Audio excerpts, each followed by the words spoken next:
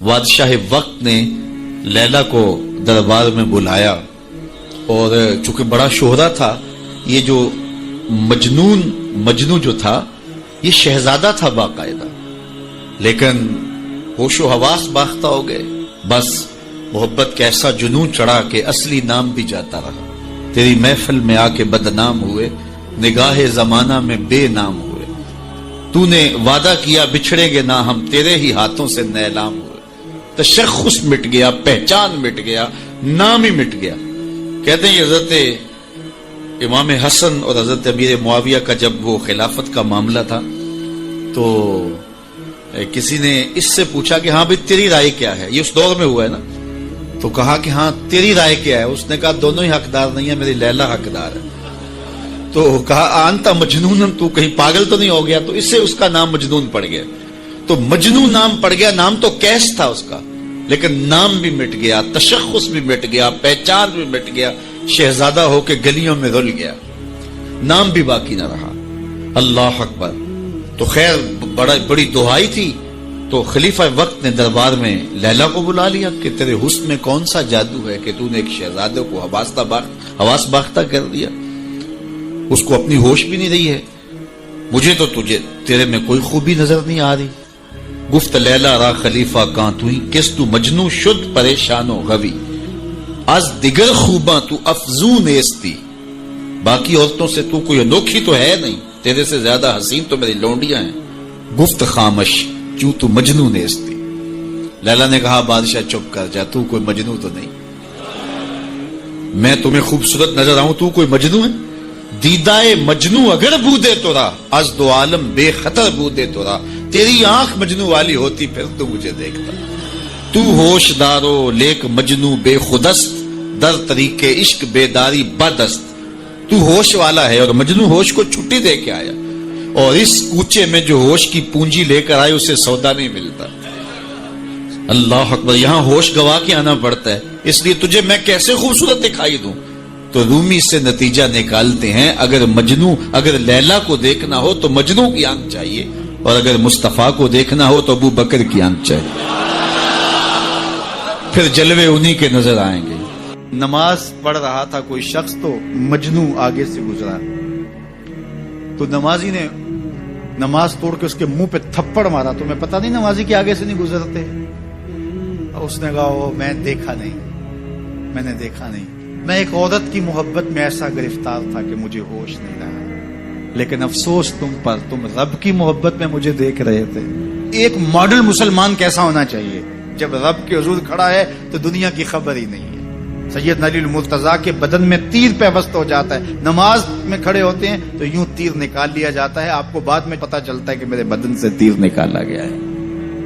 یہ ہے عبادت میں خشوع. جب اس کے ہو گئے، ماہویت کا یہ عالم ہے کہ اسی کے ہو گئے، کسی غیر کی طرف خیال بھی نہیں گیا.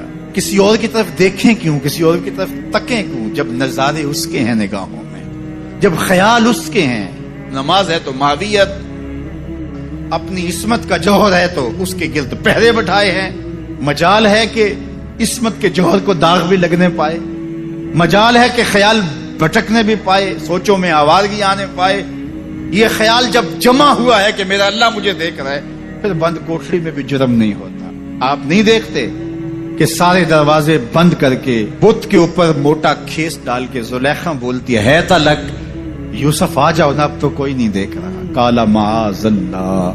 جناب یوسف کہتے ہیں میں اللہ کی پناہ میں آتا ہوں. تو اس بے نور آنکھیں رکھنے والے اس پتھر کے مادو سے بھی حیا کرتی ہے، اس سے بھی پردہ کر لیا.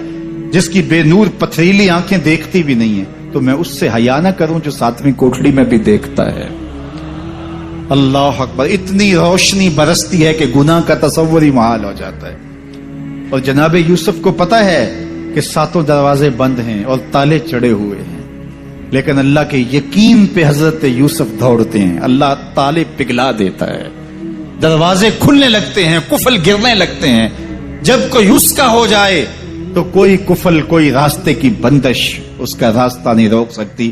اللہ بند مکفل راہیں بھی کشادہ کر دیتا. اس کے ہو کے تو دیکھو.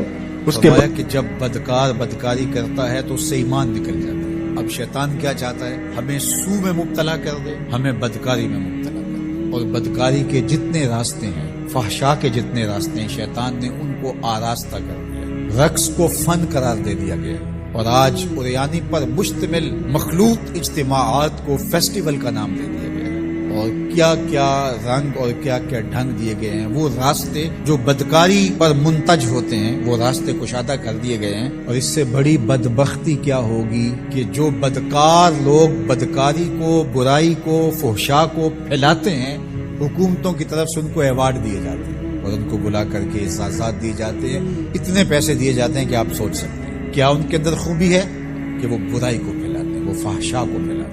یہ معاشرے کا بدترین طبقہ ہے جن کی وجہ سے بدی پھیلتی ہے، نوجوانوں کے اخلاق بگڑتے ہیں، ان کا کردار مسخ ہوتا ہے۔ جو شخص بدکاری میں پڑ گیا اس کے دل کا چہرہ مسخ ہو کے رہ گیا، داغدار ہو کے رہ گیا۔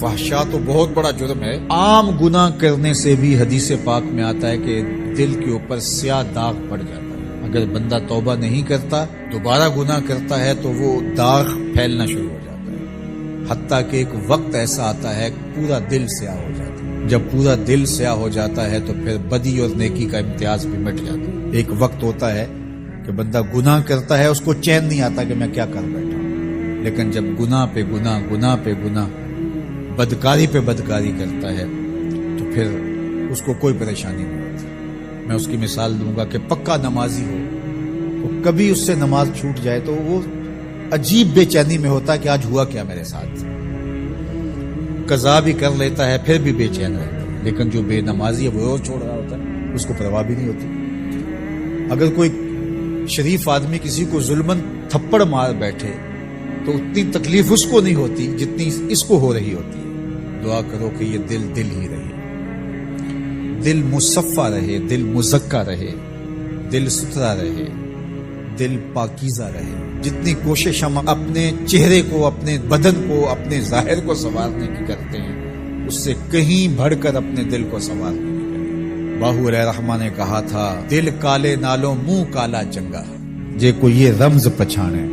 تو شیطان دل پہ ہی قبضہ جماتا ہے۔ شیطان جاسم علی قلب ابن آدم فاذا ذکر اللہ خنس واذا غفل وسوس، تو یہ غافل نہ ہو پائے، ہر وقت اللہ کے ذکر میں رہو۔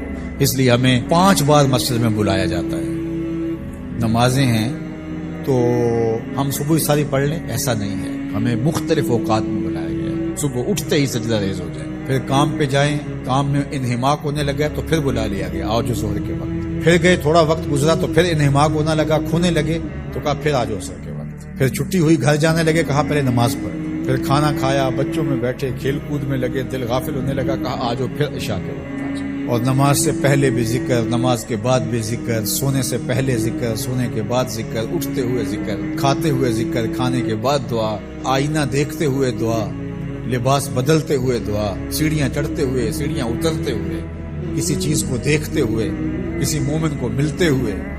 ہماری زندگی کو دیکھیے مسلمانوں کی، ہم تو ہر وقت ذکر میں رہتے ہیں، ہر وقت اسی کا نام جپ رہے ہوتے ہیں، کبھی السلام علیکم، کبھی سبحان اللہ، کبھی ماشاء اللہ، کبھی الحمدللہ، کبھی لا الہ الا اللہ، کبھی لا حول ولا قوت الا باللہ، کبھی اللہ اکبر، کبھی نماز، کبھی سجدہ، کبھی رکوع، کبھی قیام۔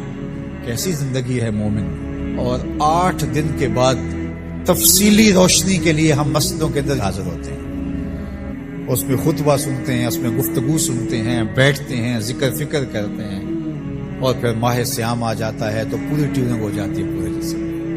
اور پھر کہا چلو ہر سال نہیں تو زندگی میں ایک بار حج پہ بھی چلے جاؤ، اور تم ایسے پلٹ کے آؤ گے جیسے ماں کے بطن سے ابھی پیدا ہوئے، سارے گناہ مٹ جائیں گے، تم ستھرے ہو کے وہاں سے آؤ۔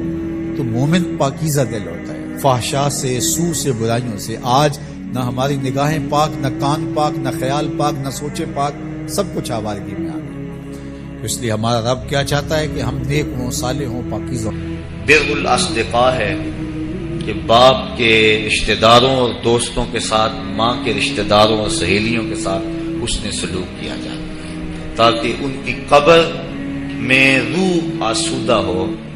اور آقا کریم علیہ السلام نے فرمایا اگر کوئی شخص ماں باپ کے ساتھ صلہ رحمی نہیں کر سکا تو وہ بعد میں اپنی خالہ کے ساتھ ماں کی جگہ پہ صلہ رحمی کرے، اور ماں کی سہیلیوں کے ساتھ صلہ رحمی کرے تو اللہ تعالیٰ جل شانہ اس کو ماں کی رضا عطا فرما دے۔ اور ایک روایت میں آتا ہے کہ جو والدین کی قبر پہ جا کے سورہ یاسین پڑھتا ہے ہر جمعۃ المبارک کو، اللہ تعالیٰ اسے بھی اور اس کے والدین کی بھی مغفرت فرما دے۔ اور چوتھا حق انجاز الوعد، انہوں نے زندگی میں جو وعدے کیے ہیں اولاد کی ذمہ داری ہے کہ ان وعدوں کو پورا کرنے کی کوشش کرے۔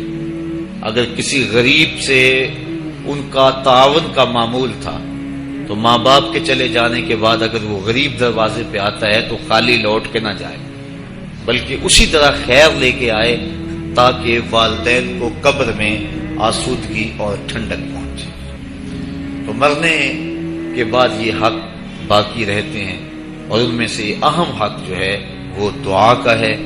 اور اگر کوئی شخص ضد سے کہتا ہے میں دعا نہیں مانگتا تو میاں یہ اس کی مرضی ہے۔ اللہ تعالیٰ جل شانہ تو قرآن میں واضح اور ٹوک فرماتا ہے قل ما یعبأ بکم ربی لولا دعاؤکم، محبوب تم فرما دو اے لوگو اگر تم دعا نہیں کرو گے تو اللہ بھی پرواہ کرنا چھوڑ دے گا۔ تمہاری ضرورت ہے کہ تم مانگو، اور جب تم مانگنے والے اتنے متکبر ہو گئے ہو کہتے ہم نہیں مانگتے تو وہ تو پہلے ہی بے نیاز ہے، اس لیے تم اگر مانگتے رہو گے وہ تمہاری جھولیاں بھرتا رہے گا، اور اگر تم متکبر ہو جاؤ گے نہیں پرواہ کرو گے تو وہ تو پہلے ہی بے نیاز ہے۔ مانگنا تمہاری ضرورت ہے، اس کی ضرورت نہیں ہے کہ وہ تمہیں دے، لہذا تم اس سے طلب کرتے رہو، جھولی پھیلا پھیلا کے مانگتے رہو، وہ تمہاری جھولیاں بھرتا رہے گا۔ تو پہلا حق جو ہے وہ پہلا مقصد ہماری ایسی تقاریب کے انعقاد کا دعائے مغفرت ہے۔ دوسرا مقصد ہماری اس قبیل کی تقریبات کا پسماندگان سے اظہار تعزیت ہے، چونکہ اگر دعا ہی مقصد ہو تو دعا تو گھر بیٹھے بھی ہم کر سکتے تھے۔ اتنے طویل ترین سفر کر کے آج ہر بندہ مصروف ہے، اپنی گوناگوں مصروفیات سے وقت نکال کر آپ یہاں آئے ہیں۔ اگر صرف دعا ہی مقصد ہے تو دعا تو آپ گھر بیٹھے بھی کر سکتے تھے۔ میں بھی اتنی دور سے آیا ہوں، وہاں ہاتھ اٹھا کے دعا کر دیتا، کافی ہو جاتا، لیکن یہاں آنے کا دوسرا مقصد پسماندگان سے ان کے دکھ میں شریک ہونا ہے اور ان سے اظہار تعزیت و محبت کرنا ہے، اور یہ حضور کے عمل اور حضور کے طریقے سے ثابت ہے۔ حضرت معاذ ابن مالک رضی اللہ تعالی عنہ حضور کی خدمت میں جب حاضر ہوئے اور ایک حد کے لیے اپنے آپ کو خود پیش کیا، عرض کی حضور مجھے پاک کر دیجئے۔ میرے آقا کریم نے فرمایا جاؤ اللہ سے معافی مانگو، وہ تمہارے گناہ معاف کر دے گا۔ وہ گئے، معافی مانگی، لیکن بے چینی اور اضطراب ایسا تھا، پھر پلٹ کے آ گیا۔ پھر عرض کی حضور مجھے پاک کر دیجئے، طہرنی یا رسول اللہ صلی اللہ علیہ وسلم۔ حضور نے فرمایا جاؤ نا معافی مانگو اللہ سے، اللہ تمہیں معاف کر دے گا۔ وہ گئے، معافی مانگی، پھر پلٹ آئے اور عرض کی طہرنی، حضور مجھے پاک کر دیجئے۔ قال فیما اطہرک، کہا کس جرم سے پاک کروں؟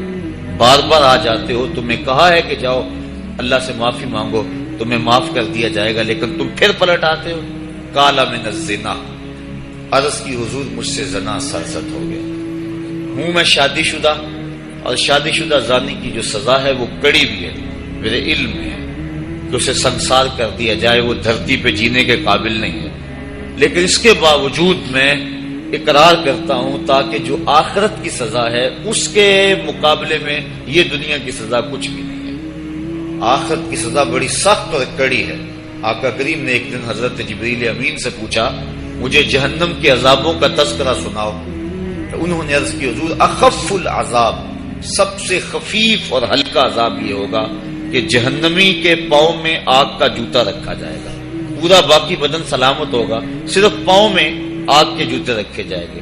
یاغلی منہما دماغہ، جوتے پاؤں میں ہوں گے لیکن اس کی حدت، تپش اور گرمی سے دماغ پگھل کے ناک اور کانوں کے راستے سے باہر آ جائے گا۔ یہ سب سے ہلکے عذاب کی کیفیت ہے، اور جو سخت عذاب ہیں الیاذ باللہ۔ تو عرض کی حضور میں آخرت کے عذاب سے اس دنیا کے دکھ کو ترجیح دیتا ہوں، تو میں خود اقرار کرتا ہوں میرے اوپر حد شرعی نافذ کر دیجئے تاکہ میں پاک ہو جاؤں۔ آقا کریم نے فرمایا کہ انہوں نے نشہ تو نہیں کیا ہوا؟ ایک صاحب اٹھے، منہ سونگا، عرض کی نہیں حضور ایسی کوئی کیفیت نہیں۔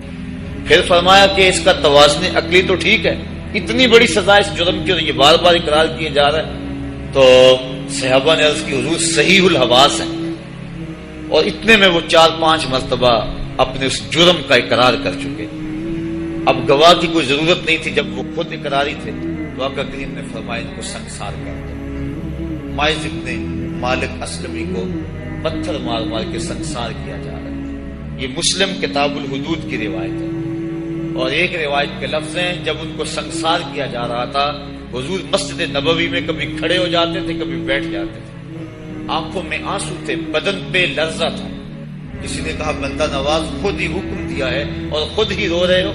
کہا وہ میرا عدل تھا، یہ میری محبت ہے۔ مبتلائے درد ہو کوئی عذب روتی ہے آنکھ، کس قدر ہم درد سارے جسم کی ہوتی ہے آنکھ۔ تو جب ماعز ابن مالک اسلمی کو سنگسار کر دیا گیا تو حضور ان کے جنازے کے لیے خود گئے۔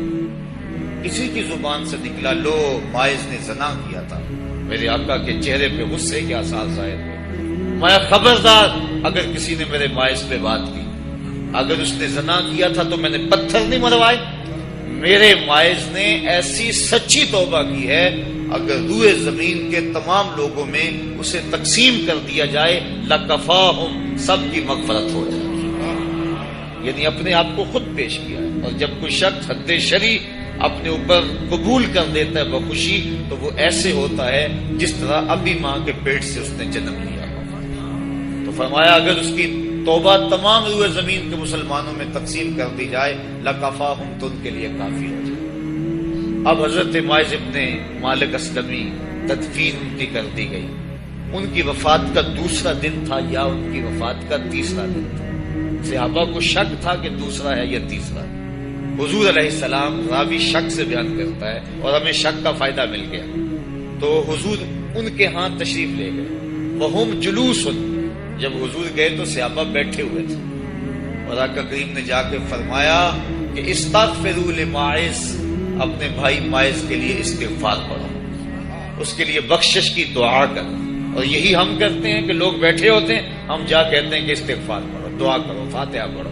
تو حضور علیہ السلام گئے، صحابہ لفظ ہے وہم جلوس، وہ بیٹھے ہوئے تھے، اور آقا کریم نے فرمایا استغفروا لماعز، ماعز ابن مالک کے لیے مغفرت کی دعا کرو، ان کے لیے ہاتھ اٹھاؤ۔ صحابہ نے حضور کی معیت میں ان کے لیے استغفار کیا اور مغفرت کی دعا کی۔ اب سوال یہ ہے کہ اگر دعا ہی مقصود تھا تو دعا تو مسجد نبوی میں بھی ہو سکتی تھی، حجرہ عائشہ میں بھی ہو سکتی تھی، ستون تہجد کے پاس بھی ہو سکتی تھی۔ دعا نماز جنازہ خود دعا ہے، پھر میرے آقا فرما چکے ہیں اس کی توبہ تو اوروں میں بانٹی جائے تو ان کی بھی مغفرت ہو جائے۔ پھر حضور ان کے ہاں کیوں گئے؟ اس لیے کہ ان کے پسماندگان سے تعزیت کرنی تھی، اور جن کے گھر حضور گئے ہوں گے کوئی دکھ رہا ہوگا۔ وہ کیا کسی نے کہا تھا کہ یہ الگ بات ہے کہ تم آئے ہو تو کوئی نہیں، یہ الگ بات ہے کہ تم آئے ہو تو کوئی نہیں، ورنہ درد تو یہاں ہزار رہتے ہیں۔ تو جس گھر میں حضور چلے گئے ہوں گے وہاں کوئی دکھ تو نہیں رہا ہوگا، وہاں تو سکھوں کے سویرے ہو گئے، انہیں تو خوشی ہوگی کہ آج آقا کے قدم ہمارے گھر آئے۔ ایسے دکھاں تو سکھ ہماری، ایسے دکھ اور جن پر سکھ بھی قربان کر دیں۔ تو حضور ان کے گھر جا کے جو مغفرت کی دعا کی ہے تو یہ ہمارے لیے ضابطہ اور عمل چھوڑا کہ مرنے والوں کے پسماندگان سے جا کے تعزیت کرنا حضور کی سنت اور حضور کا طریقہ ہے۔ جیسے میں اور آپ اپنے ان عزیزوں کے ہاں آئے ہیں اور ہمارا مقصد ان کی ڈھارس بنانا ہے، کیونکہ ان کا وہ رشتہ اس دنیا سے چلا گیا جس کا بدل زمانے میں نہیں۔ اللہ تعالیٰ جل شانہ نے ایسا رشتہ ماں کی صورت میں پیدا کیا ہے، جنت کی چھاؤں کا دنیا کے اوپر روپ ہے ماں کی ذات، جنت کی گھنی چھاں ہے ماں کا وجود، اور اللہ نے اپنی رحمتوں کو اگر کوئی صورت دی ہے تو وہ ماں کا روپ ہے، اور ماں کے سینے میں وہ تڑپتی ہوئی ممتا اور محبت کے وہ پگھلتے ہوئے جذبات رکھے گئے ہیں کہ دنیا پر ماں کے پیار کا بدل نہیں ہے۔ میں کہا کرتا ہوں آج کوئی شے بھی خریدنے نکلیں تو آپ وثوق سے نہیں کہہ سکتے یہ خالص ہے، ہر شے 2 نمبر دستیاب ہے، ہر شے میں ملاوٹ ہے، لیکن ایک چیز آج بھی ملاوٹ سے پاک ہے اور وہ ماں کا پیار ہے۔ ماں کی محبت آج بھی کھری ہے اور آج بھی اس میں کوئی ملاوٹ نہیں ہے۔ بچہ بوڑھا بھی ہو جائے لیکن ماں کے لیے وہ بچہ ہوتا ہے، ماں کی دعائیں اسی طرح اس کے لیے ہوتی ہیں، اور بچہ آغوش مادر میں آ کر پھر طفل سادہ رہ جاتا ہے۔ یہ ماں کا پیار اور ماں کی محبتیں۔ ایک شاعر نے ماں کی محبت کا نقشہ کھینچتے ہوئے کیا خوبصورت بات کہی، وہ کہتا ہے مدت ہوئی میری ماں نہیں سوئی تابش، میں نے ایک بار کہا تھا مجھے رات کو ڈر لگتا ہے، کہا سحری کے وقت میں نے ایک بار اٹھ کے رات کو چونک کر کہا تھا مجھے رات کو ڈر لگتا ہے۔ مدت ہو گئی اس بات کو، یہ قصہ پرانا ہو گیا ہوا ہے، مجھے بھی بھول گیا ہوا ہے، لیکن میری ماں رات کو نہیں سوتی، میرے بیٹے کو کہیں ڈر نہ لگ رہا۔ یہ ماں کے پیار کا روپ ہے۔ علامہ اقبال جب ان کی والدہ انتقال کر گئی تو وہ دیار غیر میں تھے، تو اس وقت انہوں نے ایک طویل مرثیہ لکھا اپنی ماں کی یاد میں، جو آج بھی کلیات اقبال اردو مجموعہ میں ہے، جس کا عنوان ہے والدہ مرحومہ کی یاد میں۔ اس کے اندر لکھتے ہیں آہ اب وطن میں ہوگا کس کو میرا انتظار، آہ وطن میں ہوگا اب کس کو میرا انتظار، کون میرا خط نہ آنے سے رہے گا بے قرار، آرزو لے کر تیری خاک مرکت پہ آؤں گا، اب دعائے نیم شب میں کس کو میں یاد آؤں گا، کون پچھلے پہر اٹھ کے دعا کرے۔ ہر ایک سے کہنا پڑتا نا جناب دعا کرنا، مولوی صاحب سے بھی عرض کرنا پڑتا حضور دعا میں یاد رکھنا، پیر صاحب سے گزارش کرنا پڑتی ہے جناب مجھے دودھ راتوں میں اور چاندنی راتوں میں مجھے یاد رکھنا، حاجی کو معتمر کو کہنا پڑتا جناب دیار حرم میں جا رہے ہو اور دیار حبیب میں جا رہے ہو وہاں مجھے دعاؤں میں یاد رکھنا، سین حرم میں بھی اور جالی کے سامنے بھی ہر ایک کو کہنا پڑتا ہے کہ مجھے دعاؤں میں یاد رکھنا۔ کبھی ماں کو بھی کہنا پڑا کہ امی دعاؤں میں یاد رکھنا۔ ماں کے ہاتھ ویسے اٹھے رہتے ہیں اور جب ماں کے ہاتھ اٹھ جائیں اجابت کے سارے دروازے کھل جاتے ہیں۔ میں نے پڑھا کتب حدیث میں جو دعائیں رد نہیں ہوتی ان میں سے ایک ماں کی دعائیں، جب ماں ہاتھ اٹھا دے تو جنت کے سارے دروازے کھل جاتے ہیں۔ اور یہ لازمی نہیں ہے کہ ماں رابعہ بصریہ ہو تو پھر ہی اس کی دعا قبول ہوتی ہے، اپلے تھاپتی ہوئی ماں اور لیپا پوتی کرتی ہوئی ماں جو ہے وہ مٹی سے بھرے ہوئے ہاتھ اٹھا دے تو اللہ ان ہاتھوں کو بھی خالی نہیں موڑتا۔ ماں جب بولتی ہے تو اس کے لہجے میں جبریل بولتا ہے، ماں جب مسکراتی ہے لگتا ہے جنت کی ساری کلیاں کھل اٹھی ہیں۔ ماں کے چہرے کی رونق اور ماں کے چہرے کی جو ہے وہ خوشی بیٹے کے دل کو حقیقی قرار اور حقیقی تسکین دیتی ہے۔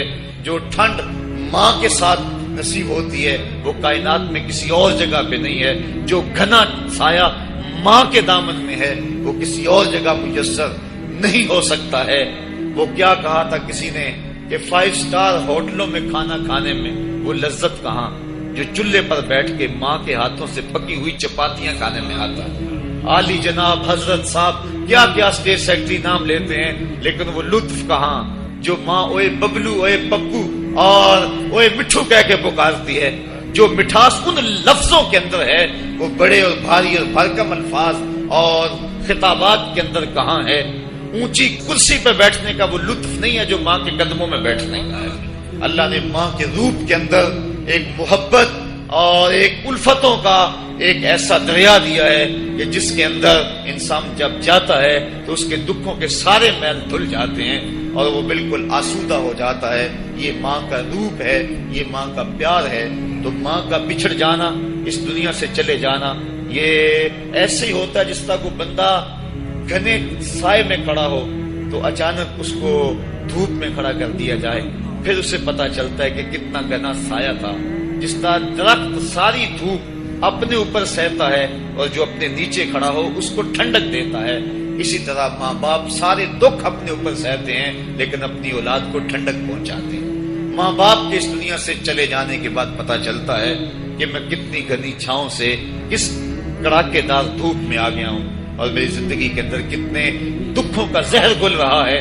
جو زہر پہلے ماں ہمارے قریب نہیں آنے دیتی تھی، جو باپ ہمارے قریب نہیں آنے دیتا تھا، وہ اپنی باہوں میں اور اپنے سینے میں ان غموں اور دکھوں کو سمیٹ لیا کرتے تھے۔ تو ماں باپ کا اس دنیا سے چلے جانا یہ ایک ایسی محرومی ہے میں اور آپ تو حیثیت ہی بلا کیا رکھتے ہیں، میرے اور آپ کے آقا و مولا نے بھی اس رشتے کی کمی کا احساس فرمایا۔ الحاویل الفتاوی کے اندر امام سیوطی نے اس واقعہ کو لکھا۔ ایک دن حضور حجرہ عائشہ سے مسجد نبوی میں آئے، تا حد نظر صحابہ حضور کے انتظار میں بیٹھے ہوئے تھے، جو ہی حضور کو دیکھا ادب سے کھڑے ہو گئے۔ وہ وقت بیت گئے جب لوگ پتھر مارتے تھے، اب یہ مدنی دور ہے، حکم ہو گیا ہے کہ میرے نبی کی آواز سے آواز بھی اونچی نہیں کرنی۔ وہ لمحے بیت گئے جب لوگ آوازیں کستے تھے، اب حکم ہو گیا میرے نبی سے مسئلہ بھی پوچھنا ہے، پہلے گھر جاؤ، صدقہ لو، فقیر ڈھونڈو، خیرات کرو، پھر میرے نبی کی چوکھٹ پہ آؤ، تمہیں پتا چلے کتنی اونچی بارگاہ میں جا رہے ہیں۔ تو یہ ادب کے زاویے اور ادب کے قرینے طے کرنا پڑتے ہیں۔ حضور آئے، مسجد میں قدم رکھا، تا حد نظر صحابہ سے ادب سے کھڑے ہو گئے، آقا کی آنکھیں چھم چھم برسنے لگی، اور حضور نے روتے روتے فرمایا، لو ادرکت والدی او احدہما، کاش آج میرے ماں باپ زندہ ہو یا ان میں سے کوئی ایک ہی زندہ ہوتا، وَأَنَا أُصَلِّي صَلَاةَ الْعِشَاءِ، اور میں لوگوں کو نماز عشاء پڑھا رہا ہوتا۔ انسان نے دکھوں کا دور دیکھا ہو، بعد میں اللہ خوشحالیاں دے دے تو انسان اس بات کی ضرور آرزو کرتا ہے کہ میرے ماں باپ نے میرے دکھوں کا دور دیکھا، کاش آج میرے سر پہ عزتوں کی سجی ہوئی دستار بھی دیکھتے، آج مجھے وقار کی مسند پہ بیٹھا ہوا بھی دیکھتے، آج میرے گھر میں بچوں کا کھیلنا بھی دیکھتے، آج میرے آنگن کی بہار بھی دیکھتے، آج دولت کی ریل پیل بھی دیکھتے، آج عزتوں کا ظرف جو مجھے نصیب ہوا ہے وہ بھی ماں باپ ملاحظہ کرتے، آج میرے وقار اور میرے عہدہ و منصب کو بھی دیکھتے، معاشرے میں میرے مرتبہ و مقام کو بھی دیکھتے، تو کتنے خوش ہوتے۔ جب اللہ کسی کو دولت دیتا ہے، عزت دیتا ہے، شہرت دیتا ہے، تو جلنے والوں کی ایک طویل فہرست ہوتی ہے اور پیار کرنے والے بڑے تھوڑے ہوتے ہیں، لیکن ماں باپ بھی لوث محبت کرنے والے ہوتے ہیں۔ تو انسان جب کسی ایسے مرحلے پہ پہنچتا ہے تو وہ ضرور یہ آرزو کرتا ہے، کاش آج میرے ماں باپ ہوتے تو وہ دیکھتے تو کتنا خوش ہوتے، ان کی آنکھیں کتنی ٹھنڈی ہوتی، ان کے دل کو کتنی تسکین پہنچتی مجھے اس مرتبے پہ پہنچا ہوا دیکھ کر۔ ظاہر ہے جب حضور پیدا ہوئے تو باپ کا سایہ سر پہ نہیں تھا، 6 سال کی عمر تھی، حضور اپنی ماں کے ساتھ مدینہ شریف گئے ہوئے تھے، واپسی پر ابوا کی ریت کے ٹیلے ہیں، سیدہ آمنہ کو سخت بخار ہو گیا اور انہوں نے سمجھا کہ یہ میرا بخار اب جان لیوا ثابت ہوگا۔ انہوں نے ام ایمن کو بلایا اور کہا میرے اس بیٹے کو بحفاظت امیر قریش عبد المطلب تک پہنچا دینا۔ پھر حضور کو سامنے بٹھایا، سر پہ ہاتھ رکھا۔ جب سیدہ آمنہ نے اپنے بیٹے کے سر پہ ہاتھ رکھا، بیوہ ماں کا ہاتھ جب اپنے یتیم بچے کے سر پہ آیا تو ابوا کی ریت کے ذرے بھی رونے لگے۔ سیدہ آمنہ کچھ کہنا چاہتی تھی لیکن ضبط کے بندھن ٹوٹ گئے، آنکھوں سے سیلاب اشک جاری ہو گیا، تو جو کہنا چاہ رہی تھی اس میں چند جملے ادا کیے جو ابن حشام نے محفوظ کیے۔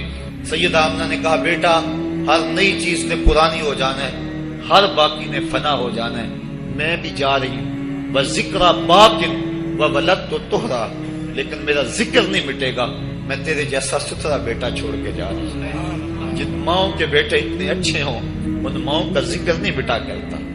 یہ آخری لفظ تھے سیدہ آمنہ کے، اس کے بعد ان کا انتقال ہو گیا۔ حضور اپنی ماں کے جسد سے لپٹ کر روتے تھے اور کہتے، امی آپ آگے بولتی کیوں نہیں ہیں؟ 6 سال کی معصوم عمر، ابوا کی ریت کے ٹیلے، کونین کے سردار کے لیے یہ دکھوں کی کہانیاں۔ اللہ کے محبوب علیہ السلام نے وہیں اپنی ماں کی تدفین کی اور اپنی ماں کی قبر کے اوپر پتھروں کے ٹکڑے رکھے، اور یہاں آج ہو بھی کیا سکتا تھا۔ مدینے میں حضور کی ماں کا انتقال ہوتا، کتنے صحابہ جنازے میں ہوتے، فرشتے جنت سے پھول لے کر آتے حضور کی ماں کی قبر پہ چڑھانے کے لیے۔ یہ ابوا کی ریت ہے، مسافرت، غربت۔ حضور نے مٹی کے اس تودے کے اوپر اپنی ماں کی قبر کے اوپر پتھر کے ٹکڑے رکھے، اور وہ کیا کسی شاعر نے کہا تھا، تجھے کن پھولوں سے ہم کفن دیں، تو جدا ہی ایسے موسموں میں ہوا جب درختوں کے ہاتھ پھولوں سے خالی تھے۔ حضور نے اپنی ماں کی تدفین کی اور پھر ام ایمن کے ساتھ بیٹھ کے حضور واپس آ گئے۔ 8 سال کی عمر تھی کہ امیر قریش حضرت عبد المطلب کا بھی انتقال ہو گیا۔ میں نے ابن حشام میں پڑھا ہے کہ جب امیر قریش کا جنازہ اٹھا تو پورا مکہ امڈ آیا جنازے میں، لیکن 8 سال کا ایک بچہ تھا جو دیواروں سے لگ لگ کے روتا تھا، آج اس کا یہ سہارا بھی چلا گیا۔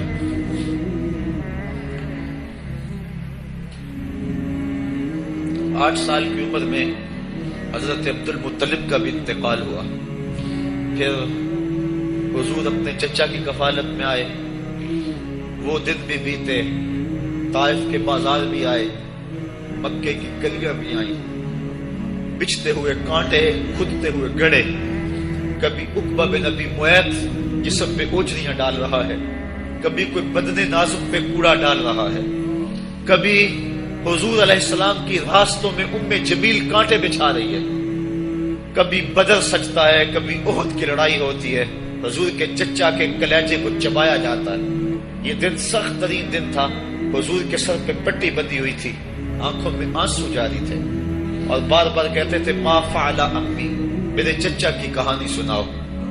تو بڑے مشکل اور زہرہ گداز حالات پیش آئے، لیکن آج حضور حجرہ عائشہ سے نکلے، تا حد نظر صحابہ ادب سے کھڑے ہو گئے، آقا کی نظر پلٹ کے پیچھے چلی گئی، ابوا میں جا کے رکی، اور میرے آقا کی آنکھوں سے آنسو ٹپکنے لگے، اور فرمایا کاش آج میری ماں زندہ ہوتی، وَأَنَا أُصَلِّي صَلَاةَ الْعِشَاءِ، اور میں لوگوں کو نماز عشاء پڑھا رہا ہوتا، وَأَقْرَأُ فِيهَا بِفَاتِحَةِ الْكِتَابِ، اور اس میں سورہ فاتحہ کی تلاوت کر رہا ہوتا، پھر میری ماں کو میرے ساتھ کوئی کام یاد آ جاتا، وہ دروازے پر آتی، چلمن سرکاتی، اور اپنے میٹھے اور مد بھرے لہجے میں مجھے بیٹا محمد کہہ کے آواز دیتی۔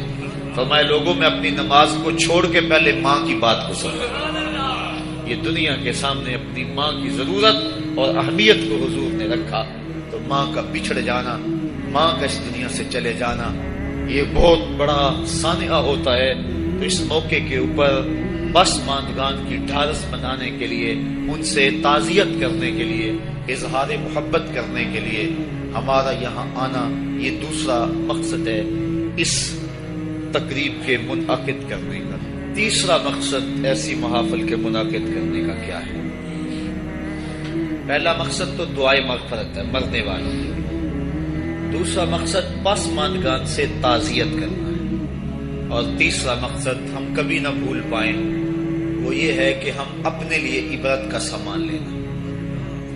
آج کوئی قبر میں ہے اور ہم جمع ہو رہے ہیں، کل ہم قبر میں ہوں گے اور ہمارے لیے کوئی اور جمع ہو رہا ہے۔ خیر کن ہے فلاں و غنیمت شمار عمر، زاں بیشتر کے بانگ برائت کے فلاں نماز۔ شیخ سعدی فرماتے ہیں اے فلاں بلائی کر لے، اچھائیاں کر لے، اس عمر کے ایک ایک لمحے کو غنیمت سمجھ لے، اس سے قبل کی آواز آئے کہ فلاں نہیں رہا، تو اپنی زندگی کو پہلے ہی اعمال کا حسن دے لے۔ تو یہ وقت میرے اور آپ کے اوپر آنے والا ہے کہ ہمارے لیے بھی لوگ جمع ہو رہے ہیں، ہم قبر میں اب تنہائیوں اور قبر کی پہنائیوں میں موجود ہوں گے، اور لوگ ہمارے لیے جمع ہو رہے ہوں گے، قبل اس سے کہ وہ وقت آئے کوئی حجت باقی نہ رہے، مجھے اور آپ کو اپنے اعمال کی اصلاح کر لینی چاہیے۔ امام غزالی نے ایک بڑی خوبصورت بات لکھی، آپ فرماتے اللہ نے مرنے والوں کے ذریعے سے جو باقی زندہ بچ گئے ہیں ان پر احسان کیا۔ عرض کی گئی احسان کیسے؟ وہ تو دکھوں میں مبتلا ہیں، جن کا بھائی چلا گیا ان کا کلیجہ پھٹ رہا ہے، جن کا باپ چلا گیا ان کی دنیا اندھیر ہو گئی، جن کی ماں چلی گئی ان کے سامنے روشنی کا کوئی حوالہ نہیں رہا، جس کا بیٹا چلا گیا اس کی کمر ٹوٹ گئی، جس کا بھائی چلا گیا اس کے بازو ٹوٹ گئے، اور تم کہتے ہو اللہ نے مرنے والوں کے ذریعے سے جو باقی پس ماندگان ہیں ان پر احسان کیا۔ یہ احسان کیسے ہے؟ امام غزالی فرماتے ہیں احسان اس معنی میں ہے کہ اللہ نے مرنے والے کی موت کو ان باقیوں کے لیے عبرت کا نشان بنایا ہے۔ اگر اس کی موت ان کے لیے عبرت بنا دی جاتی تو یہ کیا کرتا؟ تو اللہ تعالیٰ نے گویا ان کی موت سے اس کو ایک اور موقع سنبھلنے کا دیا ہے کہ وہ لوگوں کی، عزیزوں کی، رشتہ داروں کی موت کو دیکھ کر اپنی زندگی کی راہوں کو ٹھیک کر لیں۔ یہ جو مرنے والے ہیں یہ ہمارے لیے پیغام ہے موت کا، اور ہم ان سے دیکھ کر اپنی زندگی ٹھیک کر سکتے ہیں۔ حضرت یعقوب علیہ السلام جلیل القدر نبی گزرے ہیں، بنی اسرائیل کے مقتدا اور امام نبی، آپ نے حضرت اسرائیل سے وعدہ لیا ہوا تھا کہ میری روح قبض کرنے کے لیے اچانک نہیں آنا، بلکہ پہلے کو قاصد یا پیغام بھیج دینا تاکہ میں موت کی تیاری کروں، کیونکہ اچانک موت سے حضور نے بھی پناہ مانگی۔ اللہم انی اعوذ بک من الموت الفجات، اے اللہ اچانک موت سے تیری پناہ چاہتا ہوں۔ تو حضرت اسرائیل علیہ السلام سے وعدہ لیا تھا حضرت یعقوب علیہ السلام نے کہ قبض روح کے لیے اچانک نہیں آنا، پہلے کو قاصد یا پیغام بھیج دینا۔ انہوں نے وعدہ کیا تھا، نبی تھے، ان سے وعدہ انہوں نے کر لیا۔ کافی مدت گزری تو حضرت اسرائیل آ گئے، پوچھا کدھر آئے ہو؟ کہا قبض روح کے لیے آیا ہوں۔ کہا تم نے تو وعدہ کیا تھا پہلے کو قاصد یا پیغام بھیجوں گا، تم نے نہ کو قاصد بھیجا اور پیغام بھیجا اور قبض روح کے لیے آ گئے۔ تو حضرت اسرائیل نے عرض کی حضور میں نے تو کئی قاصد بھیجے تھے، فرمایا میرے پاس تو ایک بھی نہیں آیا۔ کہا حضرت آپ کے سامنے کتنے لوگوں کی موت واقع ہوئی، یہ میرا قاصد نہیں تھا تو اور کیا تھا۔ آپ کی داڑھی میں سفید بال آ گئے، یہ میرا قاصد نہیں تھا تو اور کیا تھا۔ آپ کی آنکھوں میں سفیدی اتر آئی، یہ میرا قاصد نہیں تھا تو اور کیا تھا۔ آنکھوں میں سفیدی کا آ جانا، بالوں میں سفیدی کا آ جانا، کمر میں خم آ جانا، اٹھتے ہوئے جنازے، پھیلی ہوئی قبریں، یہ پیغام ہے، قاصد ہے موت کا۔ حضرت عمر فاروق رضی اللہ تعالیٰ عنہ ایک دن دربار میں بیٹھے ہوئے تھے، ایک شخص آیا اور آپ کو دیکھ کر کہنے لگا یا عمر لا تنسا موتک، عمر اپنی موت کو نہیں بھولنا۔ کب کپا کے رہ گئے، اس کو بلایا، شکریہ ادا کیا، کہا میاں کبھی روز آ جایا کرے نا تو تجھے مہینے کے بعد تنخواہ بھی دیا کروں گا۔ بڑے دربار میں وہ روزانہ آتا ہے۔ حضرت عمر فاروق کام میں لگے ہیں، وہ کہتا ہے یا عمر لا تنسا موتک، عمر اپنی موت کو نہیں بھولنا، مہینے کے بعد اس کو تنخواہ بھی دیتے۔ ایک دن وہ آیا، آپ نے اس کے ہاتھ میں اس کا مشاہرہ دیا، کہا آج کے بعد نہیں آنا۔ حضرت مجھ سے کوئی گستاخی ہوگی؟ فرمایا نہیں۔ تذکیر موت کی ضرورت نہیں رہی؟ فرمایا نہیں۔ کوئی اور بندہ رکھ لیا؟ فرمایا نہیں۔ تو کہا پھر حضور مجھے بتائیں نا مجھے کیوں چھٹی دی جا رہی ہے؟ حضرت عمر فاروق چھم چھم رونے لگے اور داڑھی پہ ہاتھ رکھا، ایک بال الگ کیا، وہ بال سفید ہو چکا تھا۔ کہا میاں پہلے تو یاد دلاتا تھا، اب تیرے آنے کی ضرورت نہیں رہی، یہ میرے گھر میں مجھے بتانے والا آ گیا اور یہی مجھے موت نہیں بھولنے دے گا۔ داڑھی میں سفید بال آ گیا، کہا میاں اب تیرے آنے کی ضرورت نہیں، ہماری تو پوری داڑھی بھی سفید ہو جائے۔ وہ کیا کہا تھا میاں محمد بخش عارف رومی کشمیر نے خوب کہا تھا، ہڈیاں کمبن گوڈے کھڑکن تے اڑ گیا لک تیرا، اجے بھی بدیوں باز نہ آئے جیو مرد تلیرا۔ یا ایھا الانسان ما غرک بربک الکریم، اے انسان تجھے کریم رب کے دروازے سے کس نے دور ہٹا دیا؟ الذی خلقک فسواک فعدلک فی ای صورت ما شاء رکبک، جس نے تجھے پیدا کیا، تیرے اعضاء کو توازن دیا، تجھے حسن اور جوانی بخشی، تجھے چلنے کا سلیقہ دیا، تجھے بولنے کا طریقہ دیا، تجھے سوچنے کے لیے دماغ دیا، تجھے سماعتوں کے پردے دیے۔ آج شیروں کو تو نچا لیتا ہے، ہاتھیوں کو تو بٹھا لیتا ہے۔ اے انسان ذرا غور تو کر، اس رب کا شکر کر، کیوں بھول گیا اس رب کو جس نے تجھے پیدا کیا؟ اگر تجھے پیدا ہی نہ کرتا تو کیا کرتا؟ پھر پیدا کر کے چھوڑ دیتا تجھے، اگلا تیری ذمہ داری اپنے ذمہ کرم پہ نہ لیتا تو بچا تجھے گرمی کی سختی سے کون بچاتا؟ تجھے ٹھٹھرتی ہوئی سردی سے کون بچاتا؟ ماں کے سینے میں تیرا پیار نہ ڈالتا، ممتا اس ماں کے سینے میں نہ ڈالتا، تجھے گندگی میں لتھڑے ہوئے کو کون اٹھاتا؟ لیکن اس نے پیار ڈالا ماں کے سینے میں، جس نے تجھے پہلے چوما اور پھر اس نے تجھے دھویا۔ انسان غور تو کر، ما غرک بربک الکریم، اس رب کو بھول گیا ہے، الذی خلقک کا، جس نے تجھے پیدا کیا۔ ماں نے بیٹے کو پیدا نہیں کیا، جنم دیا ہے، لیکن اتنے احسان ہیں کہ ساری زندگی بھی انسان ماں باپ کا حق نہیں ادا کر سکتا۔ جس ماں نے جنم دیا ہے اس کے حق نہیں ادا ہو سکتے، تو جس رب نے تخلیق کیا ہے اس کے حق کیسے ادا ہوں گے؟ اس لیے کہ انسان ذرا غور تو کر، اس نے تجھے پیدا کیا تو بھول گیا اس رب کو۔ اپنے ذرا ماضی کو دیکھ کہ تو کہاں سے کہاں پہنچا۔ تیری زبان میں، تیرے منہ میں زبان کا لوتھڑا تھا، بولنے کا سلیقہ نہیں تھا، جس نے اس کو لفظوں کی حرمت سے آشنا کیا۔ تیرے کانوں میں پردے تھے لیکن سمجھنے کا طریقہ نہیں تھا، لیکن کس نے تیری سماعتوں کو شعور بخشا؟ کس نے تجھے چلنا سکھایا؟ کس نے تجھے بولنا سکھایا؟ کس نے تیری چھاتی میں زور رکھا؟ آج تو کڑیل جوان ہے، آج دولت کے انبار تیرے پاس ہے، آج تو چودھری ہے، آج تو خان صاحب ہے، آج تو بہت بڑا عالم ہے، آج تو مفتی ہے، آج تو پیر ہے، آج تو منسٹر ہے، آج تو ناظم ہے، آج دنیا تیری باج گزار ہے، آج تیرے دماغ میں وہ قوت رکھ دی گئی کہ دنیا کو تو انگلیوں پہ نچا رہا ہے۔ ذرا پلٹ کے دیکھنا پیچھے، ذرا پیچھے لوٹ کے تو دیکھ، تو چار پائی کے سہارے بھی چلنا نہیں جانتا تھا، پھر تجھے چار پائی سے چلنا سکھایا، پھر تو نے چلنا، اور چلتا تھا 2 قدم تو گر پڑتا تھا۔ ذرا ماضی کی طرف پلٹ کے دیکھ، اور تو بھول گیا رب کو جس نے تجھے اتنا کچھ دیا۔ چل ماضی کی طرف پلٹ کے نہیں دیکھنا، مستقبل کی طرف ہی جھانک کے دیکھ لے۔ ایک وقت پھر دوبارہ تیرے اوپر ایسا آئے گا، پھر تیری بولتی بند ہو جائے گی، پھر تیرا چلنا بند ہو جائے گا۔ چار پائی سے لگ گیا، مورے میں تکلیف ہو گئی، تو فالی زدہ ہو گیا۔ سارے گھر والے 4 دن تو بڑی خدمت میں لگے رہے، لیکن انہیں اپنے کام بھی تو کرنے تھے۔ پھر آہستہ آہستہ تجھے اگنور کرنا شروع کر دیا، تو بھی اس بات کو سمجھنے لگا۔ پھر وہ وقت بھی آیا کہ تیری 4 پائی کو اندر سے اٹھا کے برآمدے میں رکھ دیا کہ بابا کھانستا ہے، بچے ڈسٹرب ہوتے ہیں، جراثیم پھیلتے ہیں۔